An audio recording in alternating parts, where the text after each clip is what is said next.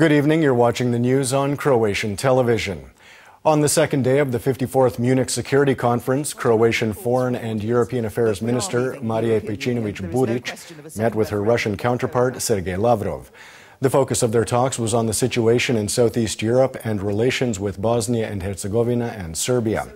For his part, Croatian Defense Minister Damir Krstičević met briefly with NATO Secretary General Jens Stoltenberg. I spoke with the Secretary General in the context of operations, defense planning, and the development of the preparedness of the Croatian armed forces.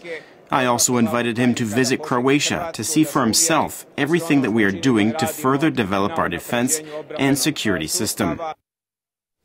The three-day event is addressing the biggest threats to international security with the goal of developing a stronger European defense strategy. Back at home, the largest opposition party, the SDP, held a meeting of its party presidency and central committee today. The party leadership adopted a set of guidelines for the new party statutes and program. The core themes of the program are freedom, equality, the rule of law, and solidarity. The new program, however, once again produced strong divisions between the current party leadership and the remnants of the Milanović era. Today, the presidency adopted a new draft program, the SDP's political program, for the good of Croatian society, for a Croatia that will be equal for all citizens, and not just for some, the select few, and their families. This program was written in a haphazard way. It doesn't contain anything new or progressive that would indicate to citizens where the SDP is going and the direction it wants to take Croatia in, and what Croatian society should look like.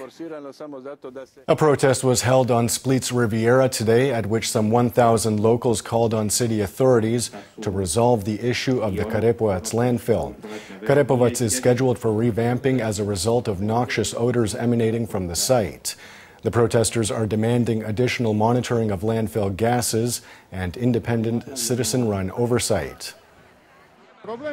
The problem is that we do not sort our waste. The real question is, why didn't we start doing this when we should have? It is expected that this revamping will be done according to regulations.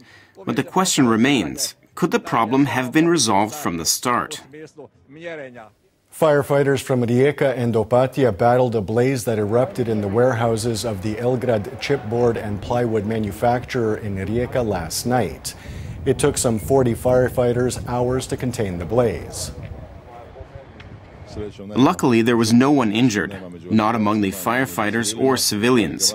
The material damage is enormous, and a few gas cylinders exploded, so we're lucky that no one got hurt.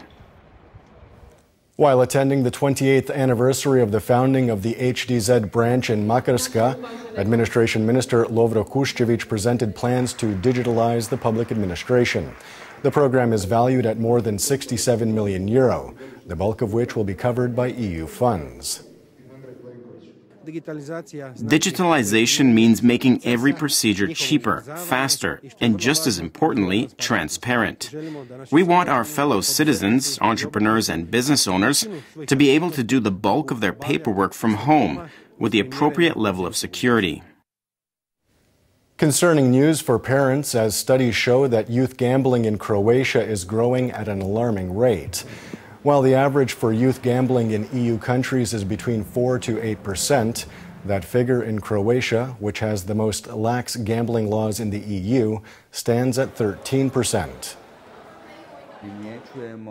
We are observing that youth peer groups have a relatively positive view of games of chance, and that they do not experience them as a very dangerous activity.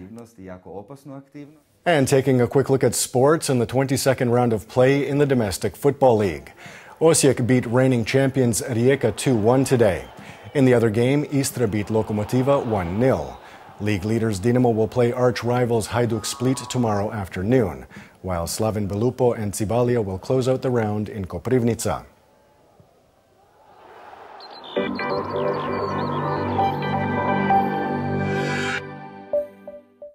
And now the forecast for tomorrow.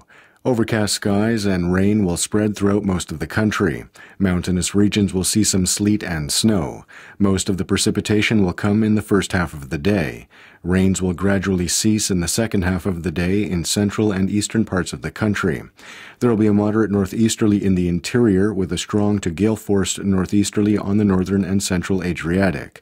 The foot of the Velebit Mountain will see hurricane-force gusts.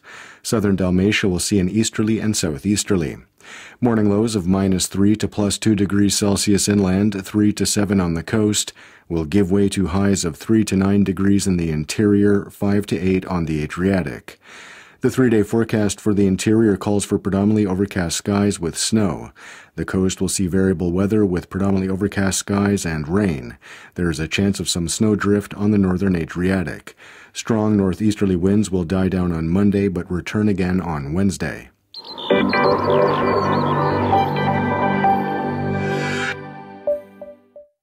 And that wraps up the news. Be sure to join us again tomorrow night.